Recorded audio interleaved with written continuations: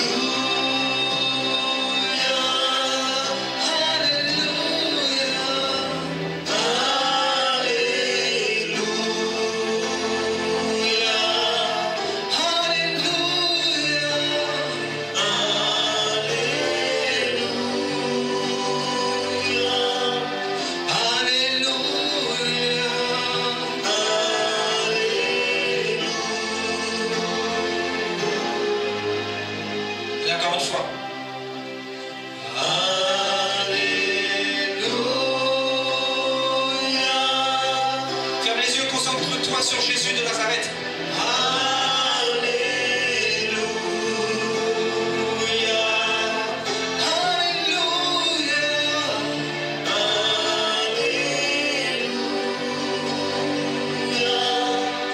Alléluia.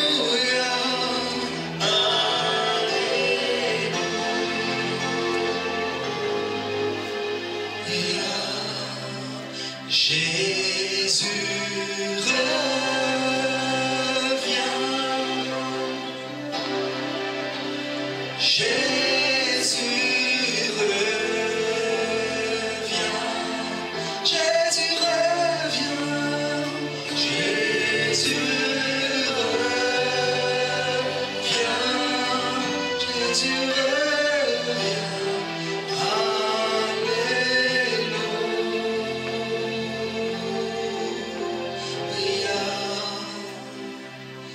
Jésus, merci Papa pour ta présence.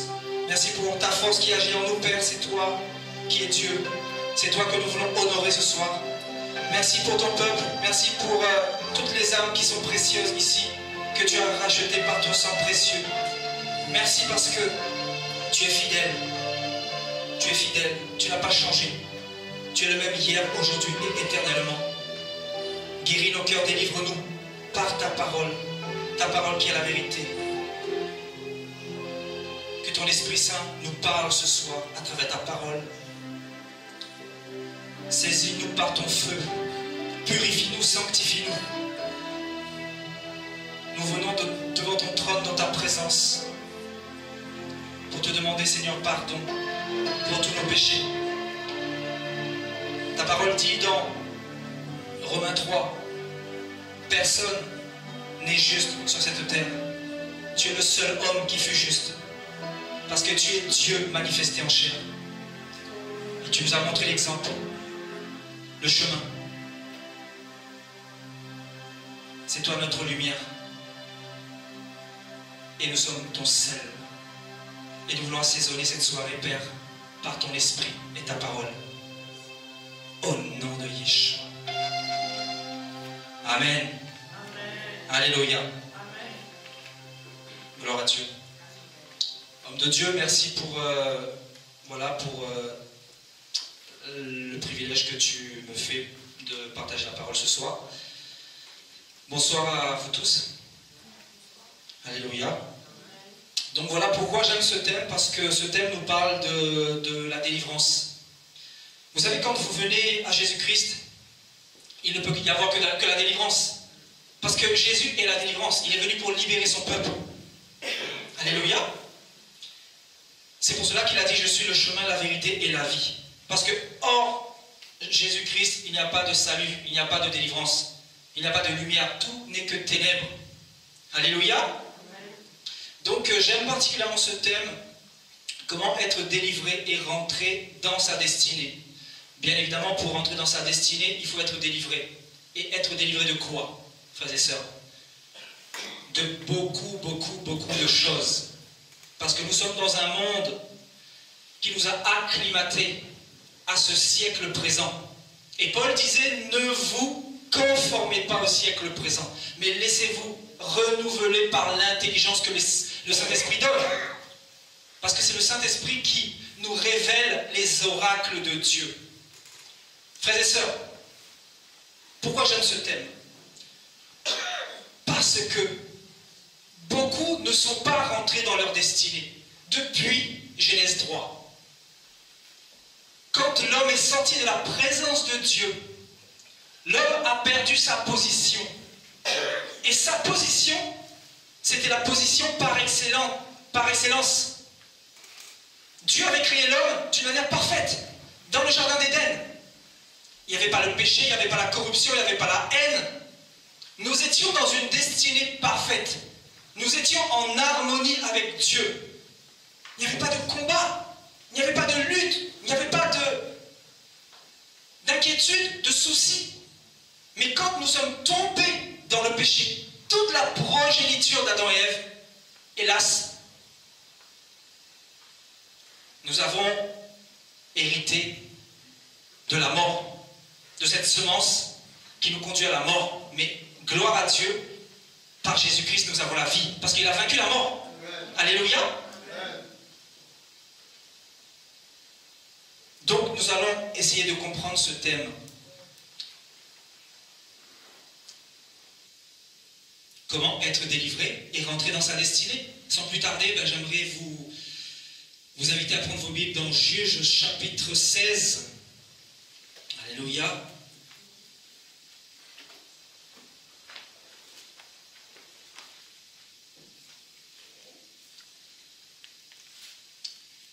Juges chapitre 16 à partir du verset 1 jusqu'au verset 21.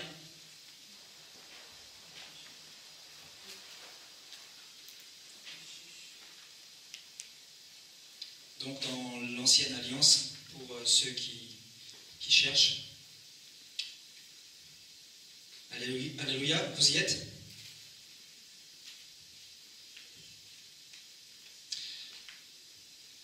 Samson partit pour Gaza, il y vit une femme prostituée et il entra chez elle.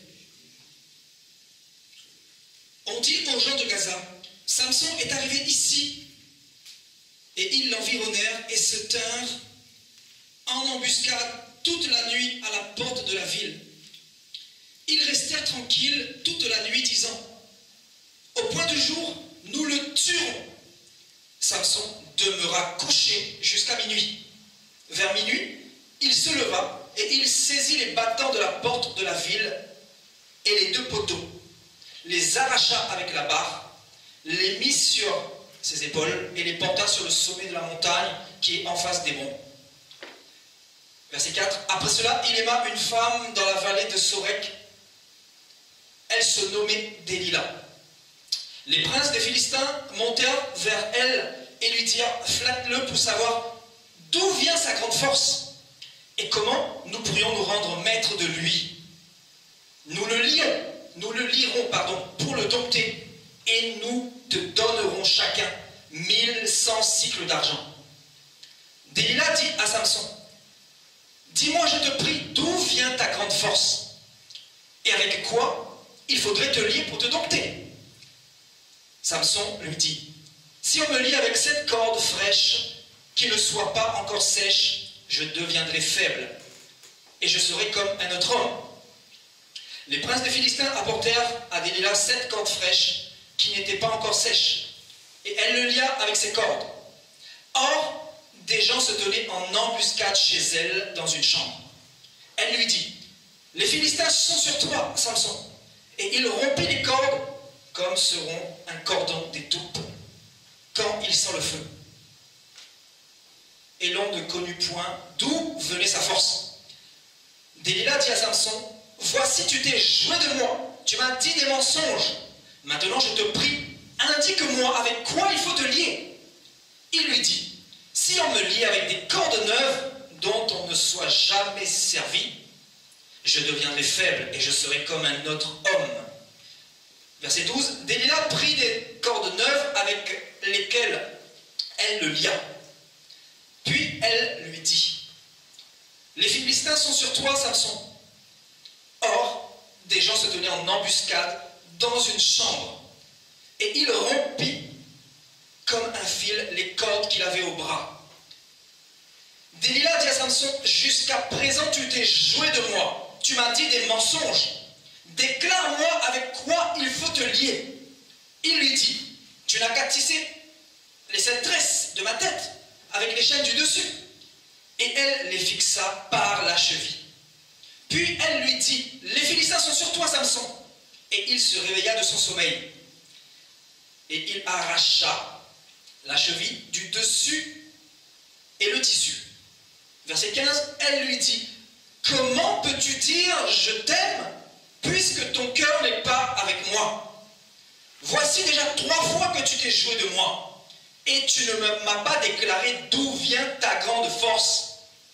Comme elle était chaque jour à le tourmenter et à l'importuner par ses instances, son âme s'impatienta à la mort. Il lui ouvrit tout son cœur et lui dit, le rasoir n'a point passé sur ma tête parce que je suis consacré à Dieu dès le ventre de ma mère.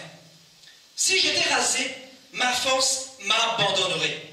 Je deviendrais faible et je serais comme tout autre homme.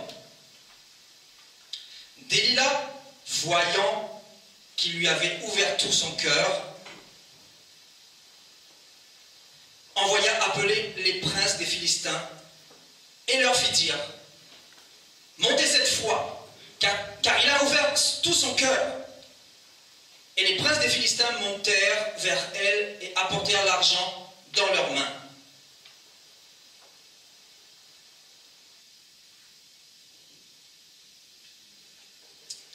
On continue. Elle l'endormit sur ses genoux et ayant appelé un homme, elle rasa les 7 tresses de la tête de Samson et commença ainsi à le dompter. Il perdit sa force. Elle dit alors, les Philistins sont sur toi, Samson. Et il se réveilla de son sommeil. Il dit, je m'en dégagerai. Il ne savait pas que l'Éternel s'était retiré de lui. Les Philistins le saisirent et lui crevèrent les yeux. Ils le firent descendre à Gaza et le lièrent avec des chaînes d'airain. Il tournait la meule dans la prison. Amen. Alléluia. Donc Samson était un juge qui a exercé pour Dieu pendant 20 ans, donc au XIIe siècle avant Jésus-Christ. Et donc Samson avait été oint par Dieu pour diriger son peuple, pour emmener son peuple, bien évidemment, dans la bonne direction. Donc, Samson avait une destinée avec Dieu. Dieu avait prédestiné Samson d'une manière glorieuse. Dieu agissait d'une manière neutre avec Samson. Il lui a donné le ministère et il lui a fait confiance. Comme Dieu fait avec nous tous. Bien que Dieu connaît déjà ceux qui vont accepter le salut et ceux qui n'iront pas jusqu'au bout de leur destinée. Et frères et sœurs, nous avons 2 destinées. Nous avons la première destinée, c'est-à-dire la destinée terrestre, et la destinée céleste. C'est-à-dire, la destinée terrestre nous conduit vers la destinée céleste. Donc, pour aller vers ta destinée céleste, il te faut, bien évidemment, accomplir ce ministère, ce sacerdoce. Parce que la Bible nous dira dans Apocalypse chapitre 1 à partir du verset 6 que nous sommes tous des sacrificateurs. Que moi, homme de Dieu, je ne suis pas au-dessus de toi. J'ai simplement été établi pour t'emmener dans la vérité. Mais non pas pour te dominer. Parce que Pierre lui-même dira aux anciens, veillez sur le troupeau que le Saint-Esprit vous a établi évêque pour paître le peuple de Dieu. Non pas en dominant sur eux, mais en étant l'exemple, frères et sœurs. Et ici, Samson, bien évidemment, était prédestiné à une dimension de gloire. Mais nous nous rendons compte que il a échoué et il n'est pas rentré dans sa destinée. Pourquoi, frères et sœurs? Pourquoi? Avant d'aller plus loin, j'aimerais vous emmener brièvement dans Luc chapitre 4. Ensuite, on reviendra ici. Vous allez comprendre ce que le Seigneur va nous enseigner dans un instant. Luc chapitre 4.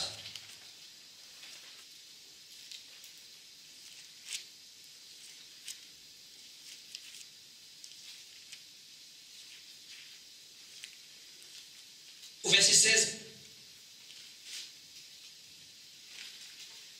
Il se rendit à Nazareth où il avait été élevé et selon sa coutume, il entra dans la synagogue le jour du sabbat. Il se leva pour faire la lecture et on lui remit le livre du prophète Ésaïe. L'ayant déroulé, il trouva l'endroit où il était écrit. Et bien évidemment, il s'agit de Jésus-Christ ici. L'Esprit du Seigneur est sur moi parce qu'il m'a oint pour annoncer une bonne nouvelle aux pauvres. Il m'a envoyé pour guérir ceux qui ont le cœur brisé, pour proclamer aux captifs la délivrance et aux aveugles le recouvrement de la vue, pour renvoyer libres les opprimés, pour publier une année de grâce du Seigneur. La Bible nous apprend ici que dès que le Seigneur va sortir du désert, il va se rendre dans une synagogue et quand il va dérouler le rouleau, il va tomber sur ce passage d'Ésaïe et il va annoncer ce que sera son ministère. il va annoncer la couleur de son ministère. Et il va dire, Dieu m'a envoyé pour guérir ceux qui ont le cœur brisé, pour proclamer aux captifs la délivrance. Voilà le véritable ministère de Jésus-Christ. Donc tous ceux qui servent Jésus-Christ doivent être des vases pour la délivrance. Parce que le Seigneur nous a envoyés aux extrémités de la terre pour aller délivrer ceux qui sont captifs, pour aller délivrer ceux qui sont retenus par le diable. Alléluia. Et ici, ce terme délivrance, en grec aphésis, veut dire précisément libérer de l'esclavage. Il est important de comprendre ça avant d'aller plus loin, frères et sœurs. Libérer de l'esclavage ou de l'emprisonnement. Donc Jésus n'est pas venu pour autre chose que ça. Il est venu pour nous libérer de l'esclavagisme. L'esclavagisme de quoi? Du péché, des traditions, de la culture, de ce monde, de ce siècle présent, du mensonge, des fausses doctrines, des fausses églises, des faux prophètes. On en a tellement à dire, frères et sœurs. Et comme vous le savez, cette génération est une génération esclave. Il suffit de voir pour les véritables enfants de Dieu qui ont le Saint-Esprit et qui ont un peu de discernement, nous comprenons qu'on est arrivé à la fin. Parce que nous ne retrouvons plus les véritables enfants de Dieu qui délivrent le peuple. À travers quoi, me direz-vous? À travers la prophétie? À travers quoi? C'est quoi la délivrance? Jésus disait, je suis la parole. Il est la parole. Jean 1 dit que au commencement était la parole était avec Dieu, la parole était Dieu. Jésus, qui est le pain de vie, s'est manifesté à nous pour venir nous délivrer.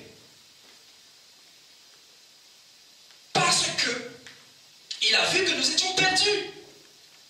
Il a vu que nous avions besoin de lui pour entrer dans notre destinée.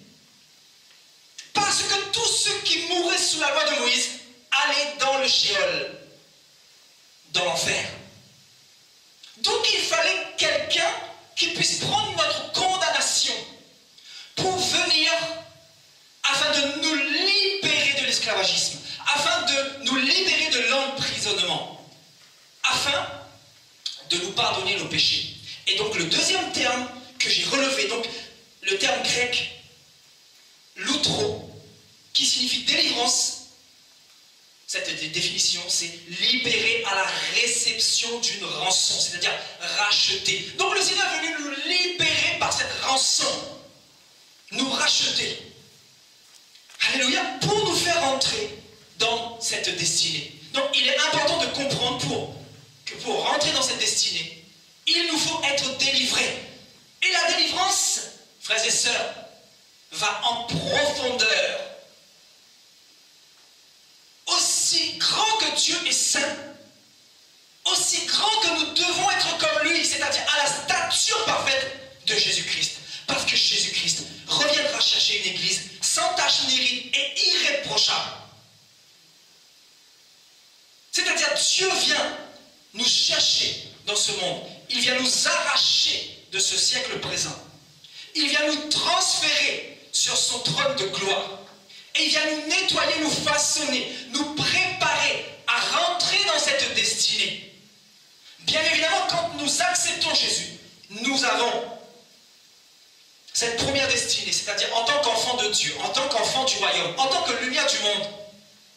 Et cette deuxième destinée, qui est le royaume des cieux. Donc si nous sommes chrétiens, frères et sœurs, c'est pour aller dans cette destinée justement. Cette deuxième destinée, mais en ne pas négligeant cette première destinée, parce que Dieu nous redemandera des comptes par rapport à tous les dons que nous avons reçus. Chacun a reçu un don ici. Quand je parle de dons, ce n'est pas forcément de guérir les malades, de forcément chasser les démons, mais chacun a reçu un don de Dieu.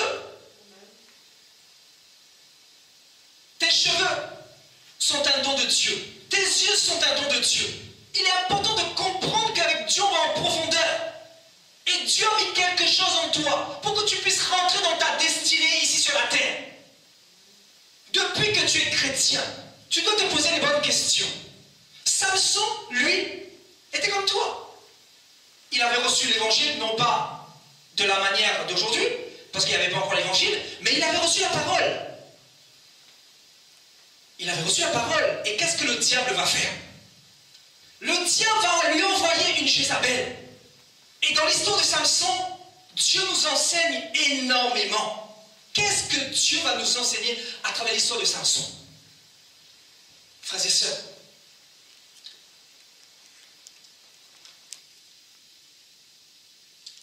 Samson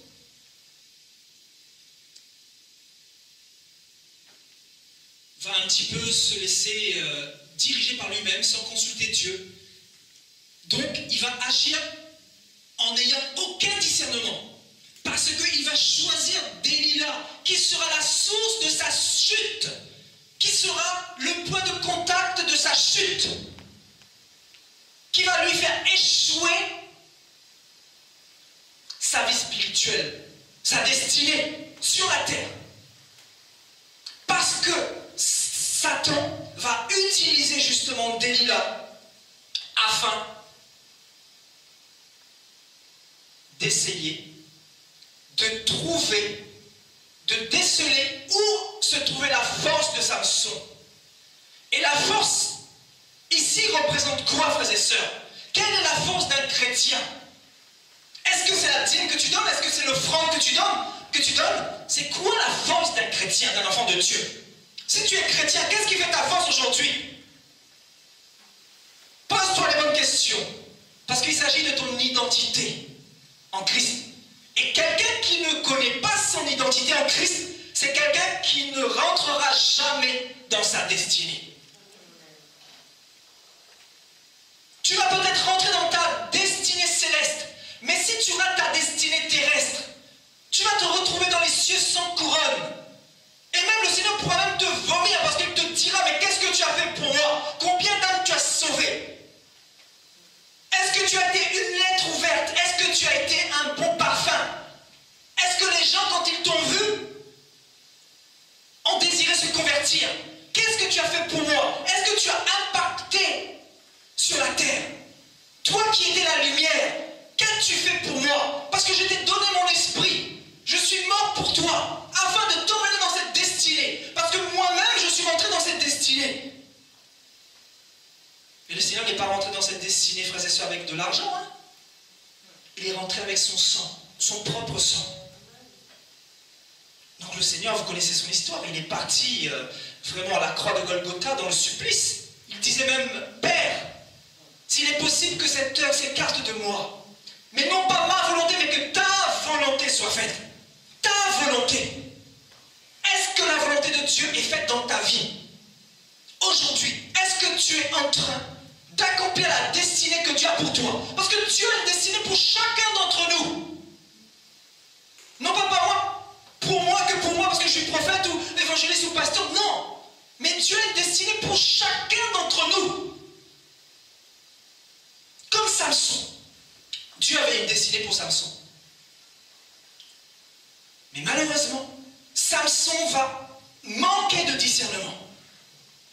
La première erreur, le discernement. Et beaucoup de chrétiens n'ont pas de discernement aujourd'hui en 2018. Parce que quand on voit les églises, comment elles sont remplies, comment les églises sont dans la convoitise, comment les églises sont dans l'argent, la cupidité, tu te dis que Jésus n'est plus dedans. Jésus n'est plus dans les églises aujourd'hui. Il est à la porte, il est en train d'enlever ses enfants, les préparer pour son retour. Parce que cette génération a rejeté le Seigneur. Cette génération a rejeté Jésus. De par l'enseignement qui se prêche tous les dimanches. Parce que l'enseignement de Jésus n'est pas là. Quel enseignement nous emmène dans cette destinée? C'est l'enseignement que Samson avait reçu. Et quel enseignement Samson avait reçu? Il avait reçu que Dieu était saint. Et c'est ça qui faisait sa force. La sainteté de Dieu, la sanctification de Dieu. C'était ça qui faisait sa force. Et qu'est-ce que Satan va faire? Satan va mettre la pression à Samson, à travers Delilah, qui était bien évidemment une Jézabel. Parce que la Bible dit que la femme doit être soumise à son mari, comme l'Église doit être soumise à Christ, c'est-à-dire à Dieu, et Christ à Dieu. Dieu est un Dieu d'ordre, non pas pour t'écraser, mais pour... C'est une question d'ordre. Et aujourd'hui, il n'y a plus d'ordre dans les églises. Il n'y a plus d'ordre, il n'y a plus de discernement. Et le manque de discernement emmène beaucoup de chrétiens à faire des erreurs monumentales. Et beaucoup meurent par la sorcellerie, par la maladie. Les églises sont frappées de plein fouet par la maladie. Et on se dit, mais où est Jésus? Si c'est ça Jésus, ben on ne se convertit pas. Parce que là où il y a Jésus, il y a la gloire de Dieu. Là où il y a Jésus, il y a son onction. Là où il y a sa parole, il y a la délivrance. Parce que Jésus est la délivrance. Jésus est venu pour libérer de l'esclavagisme. Paul disait, examinez-vous pour savoir si vous êtes dans la vérité. Cette génération ne s'examine plus. Cette génération est partie trop loin. Cette génération est orgueilleuse. Voilà cette génération. La première erreur de Samson, le manque de discernement. Et Samson va avoir affaire à Delilah 3 fois. Delilah va mettre la pression sur Samson. 1 fois, 2 fois, 3 fois. Au bout de la 4e, il va tomber. Pourquoi? Parce que la Bible dit, comme elle était chaque jour à le tourmenter et à l'importuner par ses instances, son âme s'impatienta à la mort. L'impatience dans les épreuves, dans les tribulations, dans les tentations. Un chrétien qui dit qu'il n'a pas de tentation, qui n'est pas tenté dans ce monde pervers et corrompu est un menteur. Tous les jours, je fléchis les genoux devant le Père pour lui dire, Seigneur, préserve-nous de cette génération perverse et corrompue. Cette génération qui s'habille comme des prostituées. Ces chrétiens qui ne sont pas dignes du Seigneur Jésus-Christ. Ces chrétiens qui ne sont pas dans la sanctification, qui veulent de ce que Dieu donne, mais qui ne veulent pas de ce qu'il est véritablement. Parce que quand Dieu a changé ta vie, tu ne recherches plus le mariage, tu ne recherches plus l'argent, tu ne recherches plus à ce que ta situation aille mieux. Parce que tu sais que tu as le salut, que tu es rentré dans ta destinée. Parce que tu sais que tu es un gouvernement de Dieu, que tu es un roi, que tu es un sacrificateur sur la terre. Les chrétiens ont perdu la vision. Alors que la vision, c'est être dans ta destinée, dans ce positionnement en tant que roi. Parce que Dieu t'a établi en tant que roi sur la terre, mon ami. Laisse-moi te dire que si tu as l'Esprit de Dieu, tu es un roi. Partout où tu passes, tu peux faire des dégâts terribles. Satan te connaît. Il y a une lumière qui émane autour de toi. Comme Samson. Pourquoi Satan va passer par Delilah pour attaquer Samson? Parce qu'il est rayonné. Parce qu'il avait la gloire de Dieu sur lui. Parce qu'il était imbibé de l'huile céleste. Parce qu'il avait le pain de vie en lui. Parce qu'il avait l'eau de vie, la parole de Dieu en lui. Mais l'erreur qu'il va faire, il va s'impatienter. Il va tomber sous la pression. Et la pression, c'est quoi? Ça peut être la tentation. Ça peut être les combats, les tribulations. Combien de chrétiens n'abandonnent-ils pas? Parce qu'ils souffrent, parce qu'ils sont dans les persécutions, les tribulations, la maladie, les petits bobos. Ils mettent leur confiance de côté. Pour mettre leur confiance, ils mettent leur confiance en Dieu de côté. Pour mettre leur confiance dans les hommes. Voilà cette génération. Une génération sans foi ni loi. Une génération qui abandonne à la moindre épreuve. Une génération qui court après les miracles. Une génération qui ne connaît pas son identité. Une génération impatiente dans les épreuves. Une génération qui refuse le désert. Qui refuse d'être dans la fournaise de l'épreuve. Alors que Pierre nous dira, ne soyez pas étonnés si vous êtes dans la fournaise de l'épreuve. Parce que vous aurez des combats dans le monde. Mais Jésus dira, j'ai vaincu le monde. Dans Jean 16, 33. Paul dira dans Actes 14, 22.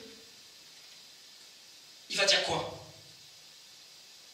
Il va fortifier les disciples.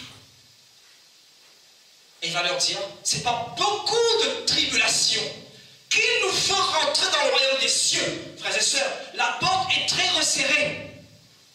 La porte est resserrée. Ce n'est pas une question de costard-cravate, le royaume de Dieu. Ce n'est pas une question de micro. C'est une question de vie intime avec le Seigneur, de relation. Parce que l'époux veut son épouse pour lui tout seul. L'époux ne veut pas d'une épouse prostituée. Comme Delilah. Delilah représente quoi? Delilah représente l'évangile nauséabond de la cupidité, de la prospérité qu'on nous prêche aujourd'hui en 2018. Cet évangile qui souille Jésus-Christ de Nazareth, qui souille son nom, frères et sœurs. Cette génération qui est allée trop loin dans la convoitise, qui est allée trop loin dans l'orgueil, dans la rébellion. Cette génération incirconcise. Cette génération irrespectueuse. Cette génération, bien évidemment, qui va précéder le retour de Jésus. La Bible nous dit que la dernière église qui va justement précipiter le retour de Jésus, c'est l'église de Laodicée, Apocalypse 3. L'église de l'argent, la cupidité partout. L'argent qui a remplacé Jésus. Le trône de Mammon dans les églises et Jésus dehors. Ce qui fait que les chrétiens se centrent plus sur l'évangile terrestre que l'évangile du royaume des cieux. Donc, ce qui fait que beaucoup ne vont pas rentrer dans leur identité céleste, c'est-à-dire dans leur destinée céleste. Beaucoup vont rester, frères et sœurs, je vous dis la vérité. La Bible dit quoi? Depuis le temps de Jean-Baptiste à aujourd'hui, le royaume des cieux est forcé, et ce sont les violents qui s'en emparent. Qui sont les violents? Ce sont ceux qui ne fléchissent pas les genoux devant le péché, devant les problèmes. Ce ne sont pas ceux, quand ils ont un petit problème, ils vont courir après des hommes, mais ils mettent leur confiance, leur foi en Jésus de Nazareth. Parce qu'ils savent que ce Dieu-là les entend. Parce que ce Dieu-là, il est dans le secret, il est dans la chambre. Il a dit, quand vous priez, allez dans le lieu secret et votre Père est là et il vous entend. Ces chrétiens de 2018 ont pour médiateurs les hommes de Dieu, comme au temps de la loi de Moïse. Et non pas de relation, frères et sœurs, écoutez-moi bien. Le message que Dieu m'a donné, ce n'est pas autre chose que d'avoir une relation personnelle avec Jésus, chez soi. Chaque chrétien, parce qu'on est dans le temps de l'enlèvement, on n'a plus le temps. Vous ne voyez pas que cette génération est finie. Vous n'avez aucun discernement encore. Vous n'avez pas compris que c'est fini. Cette génération a provoqué la colère de Dieu.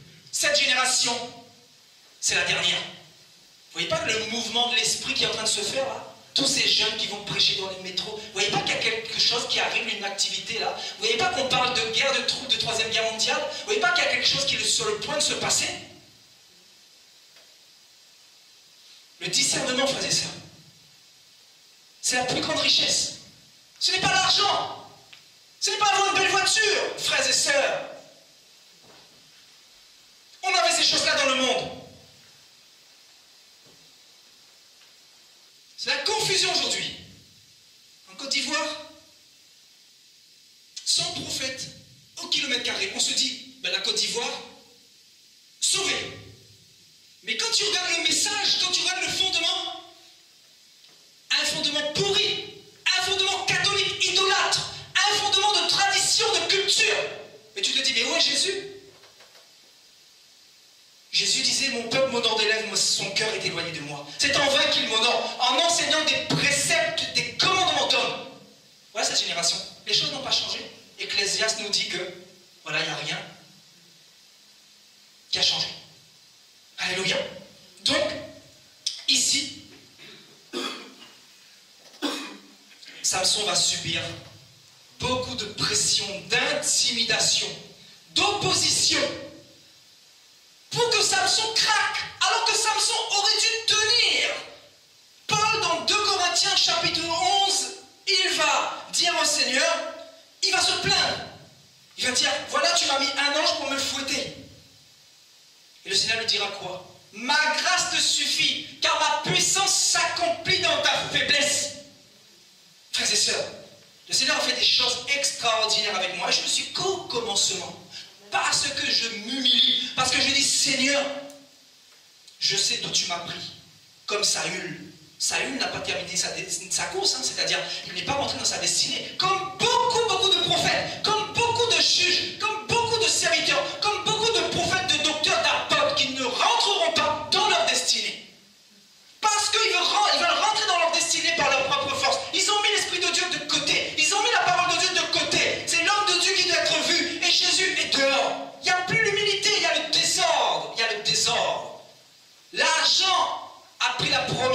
les assemblées. Et vous le savez, frères et sœurs. Vous le savez, ce que je dis, c'est vrai. L'argent. Récemment, je donnais un message. Je vous dis, moi, mon message, là, ce n'est pas un message pour les tièdes. Je donnais un message. Le Seigneur dira quoi dans Matthieu 5 et Luc 6? Il dira, heureux vous qui êtes pauvres. Le royaume des cieux est à vous. Heureux vous qui êtes pauvres. Cette génération te dit, voilà, si tu es pauvre, Dieu n'est pas avec toi. Heureux vous qui pleurez. Tu vas pleurer si tu es chrétien. Tu vas gémir. Tu seras dans la fournaise de la tentation de l'épreuve. Que tu sois marié ou non. Tu vas recevoir des flèches, des attaques de Satan. Mais ils ne te feront rien. Ils te feront la guerre, mais ils ne pourront pas te vaincre. Comme Jérémie. Jésus va dire quoi? À travers Paul, dans Romains 11. Le Seigneur va dire, je me suis réservé un peuple qui n'a pas fléchi les genoux devant Baal. Les genoux devant la tentation, devant la culture, devant la masse, devant le chemin large qui mène à la perdition. Dieu a son peuple. Dieu seul connaît son église. Ici, là, nous sommes une assemblée, mais on n'est pas tous l'église du Seigneur, peut-être. Moi, je ne connais pas les cœurs, mais Dieu connaît tout. L'église du Seigneur, c'est quoi? Ce sont les vrais chrétiens qui aiment Dieu. Non pas pour ce qu'il donne, mais pour ce qu'il est, pour ce qu'il a fait de nous. Parce qu'il nous a sauvés, il nous a donné sa vie. Frères et sœurs, nous sommes un parfum de bonne odeur. Nous sommes une action de grâce. Nous devons le remercier. Nous devons le bénir, non pas pour ce qu'il donne, frères et sœurs. Parce que ça, c'est la convoitise, c'est l'idolâtrie. Nous devons aimer Jésus-Christ comme il nous a aimés. La Bible dit que lorsque nous étions encore pécheurs, Christ est mort pour des impies. Et je peux vous dire, je sais d'où je viens. C'est pour cela que, frères et sœurs, Dieu, c'est pas un jeu. Il faut s'humilier. On n'est pas là pour faire du bling-bling, on est là pour essayer de rentrer dans cette destinée. Même l'apôtre Paul, le grand apôtre Paul, va dire, je n'ai pas encore atteint la perfection, je n'ai pas encore remporté le prix, mais je cours, je cours, je cours. Où sont les chrétiens qui courent, qui comprennent le message, qui saisissent le message, qui boivent le message, qui ont une relation avec Dieu, plus qu'avec les hommes?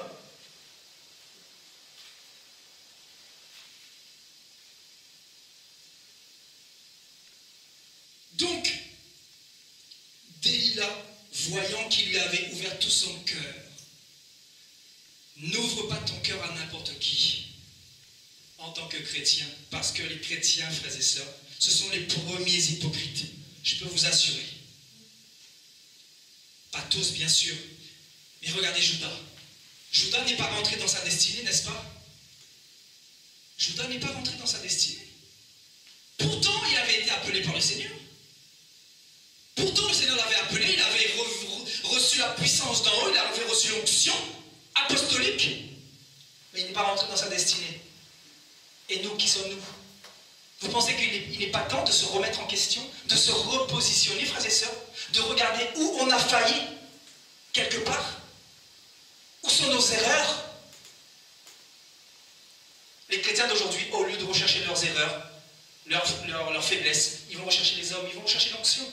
C'est quelle génération ça? C'est quelle génération ça? Alléluia. Alléluia. Vous voyez donc, l'erreur de Samson va être le manque de discernement. Il était trop dans les sentiments. La vie chrétienne, ce n'est pas une question de sentiments. Ici, Delilah va changer de stratégie au bout de la troisième ruse. Elle va dire, comment peux-tu dire je t'aime, puisque ton cœur n'est pas avec moi? Voilà déjà 3 fois que tu t'es joué de moi. Et tu ne m'as pas déclaré d'où vient ta force. D'où vient ta grande force? Alors que sa grande force, c'était la sainteté, c'était la sanctification, c'était cette communion qu'il avait avec son Dieu. Cette relation sans tache ni ride qu'il avait avec son Dieu. Satan, qu'est-ce qu'il désire dans ta vie? Satan, pour faire tomber un chrétien, il va te taper là où ça fait mal. Il ne regarde pas ton argent, c'est pas ce qu'il désire. Regardez Job. Job a perdu sa famille, Job a tout perdu. Mais il avait gardé quelque chose que Samson a perdu. Et qu'est-ce que Samson a perdu? Sa relation avec Dieu, son intimité. Il a perdu l'huile. Il a perdu la confiance de Dieu. Pourquoi? Parce qu'il va succomber. La Bible dit quoi? Nous n'avons pas à souffrir jusqu'au sang pour tomber dans la pression, frères et sœurs. Peu importe la pression, peu importe les combats. Je peux vous assurer que les taux se resserrent de plus en plus. Donc, n'ouvre pas ton cœur à n'importe qui. Et ce que Dieu t'a donné, garde-le précieusement. Parce que l'onction, tu peux l'avoir de la part du Seigneur d'une manière gratuite. Ça, c'est pas un problème. Mais tu peux la perdre aussi vite comme ça, d'un clin d'œil. Un clin d'œil, tu perds tout. Regardez Saül. Saül n'est pas rentré dans sa destinée. Pourquoi? Parce qu'il a désobéi. Saül n'est pas rentré dans sa destinée. Pourtant, Dieu avait une grande destinée pour lui. Élie, non pas le prophète, mais le sacrificateur. 1 Samuel 2. Ainsi que ses fils ne sont pas rentrés dans la destinée de Dieu. Le peuple d'Israël, même Moïse, n'est pas rentré. Ils ne sont pas rentrés dans la destinée de Dieu, dans la terre promise. Caleb et Josué, que 2 personnes. Et 1 Corinthiens 10 nous dira que ces choses nous sont arrivées pour notre instruction, afin que nous n'ayons pas des cœurs de convoitise comme eux, ils ont eu dans le désert. Dieu est un Dieu de désert, Dieu est un Dieu d'épreuves. Il vient nous façonner pour nous emmener plus loin. Tu veux être un homme de réveil, tu veux être un homme de révolution, lève-toi, prends la force que Dieu t'a donnée, repositionne-toi, tu n'es pas n'importe qui, tu es le fils du grand roi, tu es celui qui suit le roi des rois, le Dieu tout-puissant, celui qui est mort pour toi, celui qui t'a choisi, celui qui tient ton souffle dans sa main. Tu n'es pas le fils de n'importe qui. Dis-toi que si tu entends ce message, n'endurcis pas ton cœur. Alléluia. Regardez, Hébreux 3.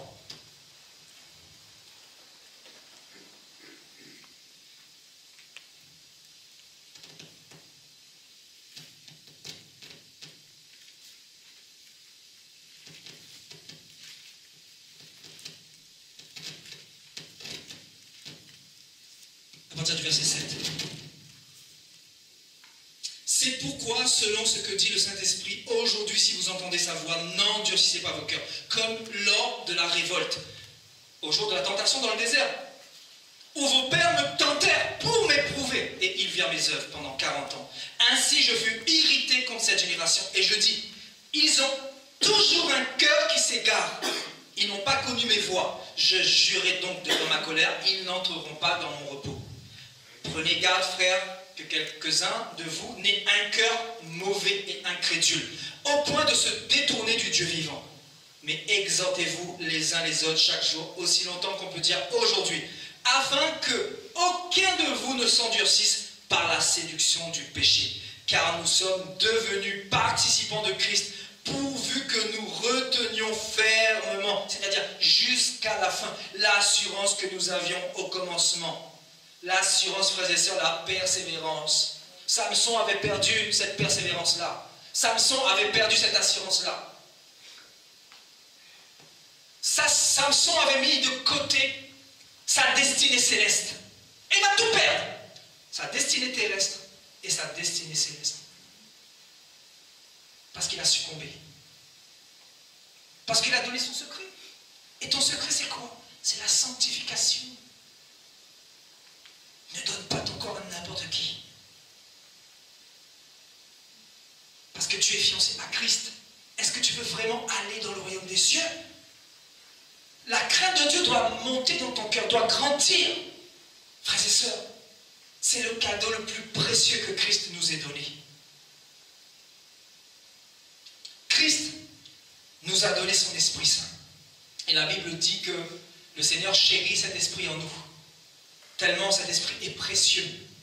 La Bible dira dans Éphésiens, chapitre 4, verset 30, qu'à force de pécher, ou à force de blasphémer, ou à force de murmurer contre Dieu, à force de convoiter, nous finissons par attrister l'Esprit de Dieu.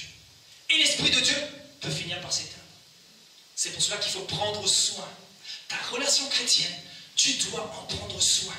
Tu ne dois pas laisser accès au diable, sous prétexte que c'est dur, sous prétexte que c'est difficile, mais pleure, gémis devant ton Dieu, fais connaître tes besoins. Parce que Dieu, en réalité, connaît tes besoins. Il sait que tu seras éprouvé comme lui. Le Seigneur dit, si vous êtes mes enfants, vous ne serez pas exempts de cette épreuve-là, de ces moments difficiles, de ces tribulations. Parce que je châtie ceux que j'aime. Je châtie ceux que j'aime. Et le châtiment du Seigneur, c'est quoi? C'est vivre cette destinée peut-être difficile, mais glorieuse également. Le Seigneur fait des merveilleuses choses dans ma vie, dans mon ministère. Et je sais que tant que je serai accroché à lui, tant que le cadeau qu'il m'a donné restera dans mon cœur, c'est-à-dire cette relation de sanctification, cette relation de confiance, je sais que j'irai de gloire en gloire, de victoire en victoire. Parce que Dieu ne marche pas avec les impudiques. Dieu ne marche pas avec ceux qui ont le doute, ceux qui sont tièdes. Dieu, frères et sœurs, ceux qui veulent aller au ciel, moi je crois que dans le royaume des cieux, il n'y aura que des bouillants. Les tièdes ne vont pas rentrer là-haut, hein, je vous dis, beaucoup pensent que le petit Jésus, le Jésus qu'on sert là, c'est le petit Jésus de grâce, de catholique. Petit Jésus de catholique. Je vous dis, hein, il y en a beaucoup qui vont rester. Il y en a beaucoup. N'ayez pas peur de dire aux catholiques, hein, repentez-vous, l'idolâtrie mène en enfer. Si vous mourrez comme ça, vous allez brûler en enfer éternellement. N'ayez pas honte de leur dire. Il faut leur dire. C'est ça être bouillant, frères et sœurs. Ce n'est pas jouer avec les sentiments. Aujourd'hui, c'est la confusion. J'ai vu des catholiques en Côte d'Ivoire quand je suis parti en mission, des catholiques charismatiques. C'est-à-dire, ils sont sortis dans les rues aujourd'hui pour essayer de combler un peu, parce que les protestants gagnent un peu en puissance. Donc ils se disent, bah, il faut trouver des stratégies pour essayer de compenser un peu, quoi. Alors que ce n'est pas ça. Ce n'est pas ça. C'est la parole qui libère, la parole qui délivre, la parole qui nous libère de l'emprisonnement, de l'esclavagisme. Regardez ce que le Seigneur va dire dans 1 Corinthiens, chapitre 7.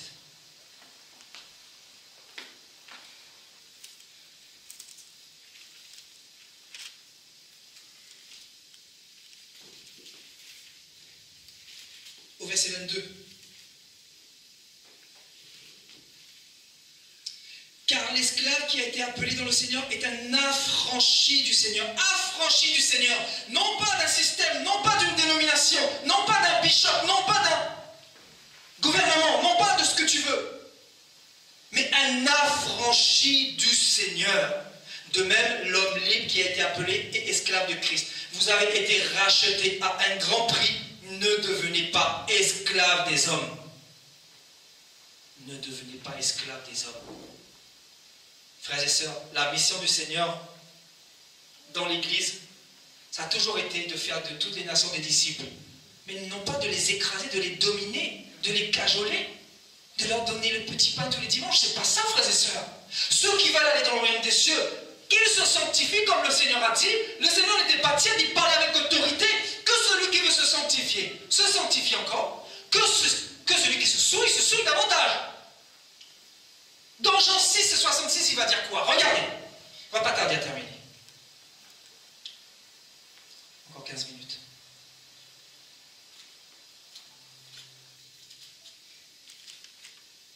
Méfiez-vous, il y en a beaucoup qui seront surpris au jour de l'enlèvement. Je le dis tout le temps, c'est le message que je prêche depuis le début. Je n'ai pas un autre message. Regardez, au verset 66. Le Seigneur va parler, il va donner un message spirituel dans tout le chapitre 6. Et le verset 66 va dire, dès ce moment, plusieurs de ses disciples se retirèrent et ils n'allèrent plus avec lui. Beaucoup se retirent parce que c'est trop difficile. Parce que la parole de Dieu est difficile. Parce que la vie chrétienne est une vie d'épreuve, mon ami. Je veux t'encourager aujourd'hui. La Bible dit que les mêmes souffrances sont pour aussi tes frères dans le monde. Les mêmes souffrances.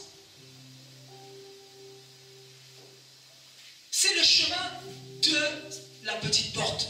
En fait, le chemin de la destinée céleste, c'est le chemin des persécutions, les chemins des tribulations, le chemin de la solitude, le chemin du brisement. Dieu est un Dieu de brisement. Il faut accepter même si tu souffres. Arrête d'aller voir des bishops pour qu'ils te disent ce qu'il faut pour arrêter de souffrir. Parce que tu vas souffrir. Le maître a dit, tu auras des tribulations. Arrête de rechercher des hommes. Fixe ton regard sur Jésus de Nazareth. Parce que quand il reviendra, il te dira, tu as été un idolâtre. Tu as mis ton homme de Dieu avant moi. Tu as mis ta famille avant moi. Alors que le Seigneur dira quoi? Si tu veux me suivre, laisse tout. Il faut tout laisser. Même ta vie. Il a dit, celui qui veut garder sa vie, la perdra. Et celui qui la perdra à cause de moi, la retrouvera. Amen. Si tu veux suivre Jésus-Christ, porte ta croix tous les jours. Ce n'est pas un message facile, mais c'est le message que nous devons prêcher. C'est le message qui nous ramène à Jésus. C'est-à-dire à travers les épreuves. Frères et sœurs, Jésus donc dit aux 12, et vous, verset 67, ne voulez-vous pas aussi vous en aller? Vous pensez que le Seigneur va les retenir? Le Seigneur a dit, mes brebis entendent ma voix. Crie, sois une trompette, ne t'arrête pas, je vais t'encourager. Parce que le Seigneur va te redemander des comptes. Peu importe qui tu es, peu importe qui tu es, dis les choses avec la sagesse que Dieu t'a donnée. Mais dis les choses, parce que tu as la connaissance. Cette parole que tu vas semer, c'est une semence qui va peut-être délivrer ton ami de l'enfer éternel. Parce qu'il s'agit de l'enfer. Tu n'es pas n'importe qui. Tu es le fils du roi. Tu es le sel de la terre. Tu es la lumière du monde. Donc si tu crois que ce message est pour toi, si tu veux vraiment aller jusqu'au bout, c'est-à-dire dans ta destinée, tu dois, bien évidemment, t'accrocher à Jésus-Christ. Parce que tu auras des jours difficiles. Tu auras des jours difficiles. Alléluia. Un dernier verset. Regardez. Actes chapitre 2. Les Israélites voulaient savoir également ce qu'il fallait faire pour rentrer dans leur destinée.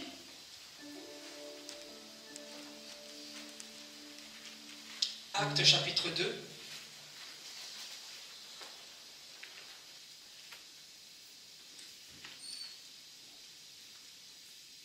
Au verset 37. Après avoir entendu ce discours, ils eurent le cœur vivement touché. Et ils dirent à Pierre et aux autres apôtres, hommes frères, que ferons-nous? Littéralement, que faut-il faire pour rentrer dans notre destinée? Que ferons-nous?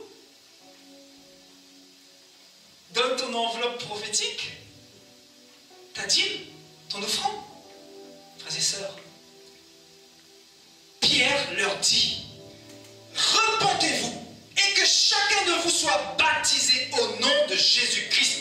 Nous devons revenir au fondement de la parole. Si nous voulons que le réveil prenne avant le retour de Jésus-Christ, frères et sœurs, le Seigneur dira dans sa parole, sortez de Babylone mon peuple. Babylone c'est quoi? C'est toute cette confusion par le mélange, c'est toutes ces paganisations, c'est toutes ces fausses doctrines, c'est tous ces faux prophètes de Baal qui ont fléchi les genoux devant Baal depuis très longtemps, comme les 800 prophètes du temps d'Élie. Élie, il était tout seul. Frères et sœurs, 800. 1 sur 800. Ça vous donne une petite idée de combien vont aller à l'enlèvement. 2 qui sont rentrés dans leur destinée du temps d'Israël, c'est-à-dire du temps de Moïse.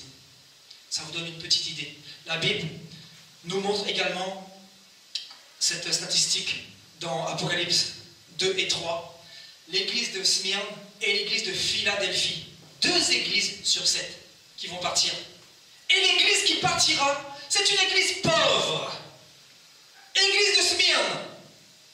Apocalypse 2, une église éprouvée. Je pense qu'on peut terminer là-dessus, non? Hein? On va terminer là-dessus. Alléluia.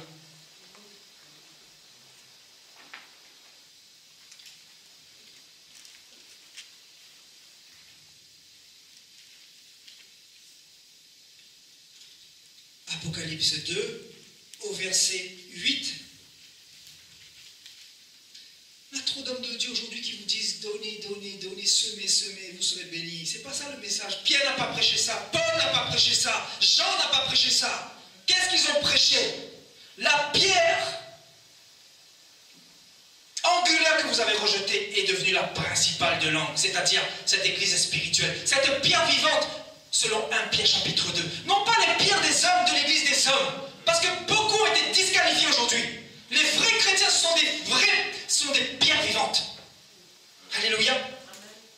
Voici ce que dit le premier et le dernier, celui qui était mort et qui est revenu à la vie. Je connais ton affliction, ton épreuve et ta pauvreté. Une église pauvre, bien que tu sois riche, bien évidemment les bénédictions spirituelles, c'est-à-dire la paix, l'amour de Jésus, l'assurance de la vie éternelle, la bonne santé, la délivrance, bien évidemment, ce que Jésus nous a délivré. Nous ne sommes plus esclaves du péché, de la masturbation, de l'adultère, de la prostitution, de la pornographie. Nous ne sommes plus esclaves de ces choses-là, donc nous sommes riches. Frères et sœurs, il y en a beaucoup qui recherchent cette liberté-là. Ils vont voir des marabouts pour rechercher des solutions. Vous avez Jésus gratuitement. C'est pour cela que si vous perdez ça, c'est chaud. Bien que tu sois riche, et les calomnies, donc un enfant de Dieu va subir des calomnies de la part de ceux qui se disent chrétiens et qui ne le sont pas, mais qui sont une synagogue de Satan. Ne crains pas de ce que tu vas souffrir. Voici le diable jettera quelques-uns d'entre vous en prison afin que vous soyez éprouvés. Donc la souffrance, l'épreuve, et vous aurez une tribulation. Tribulation. Waouh. 6 adjectifs qualificatifs pour montrer ce que c'est que l'église du Seigneur. Et le Seigneur va dire, sois fidèle jusqu'à la mort. Samson n'était pas fidèle jusqu'à la mort.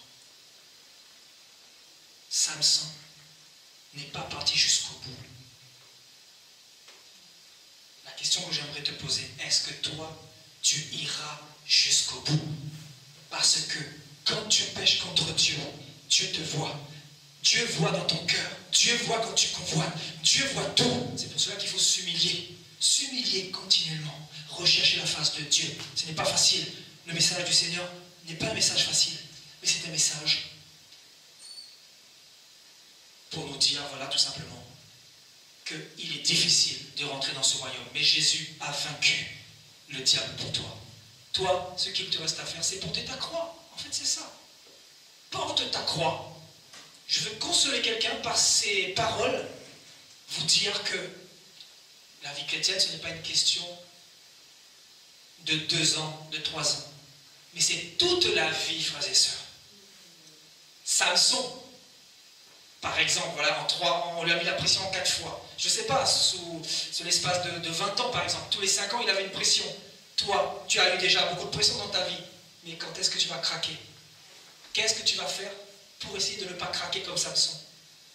Tu dois mettre toutes les chances de ton côté afin de combattre le bon combat de la foi, comme Paul a pu dire.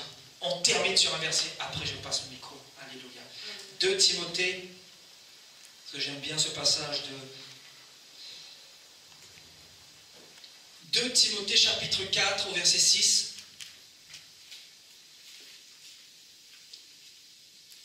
Car pour moi, je sers déjà de libation et le moment de mon départ approche. J'ai combattu le bon combat, j'ai achevé la course, j'ai gardé la foi. Désormais, la couronne de justice m'est réservée.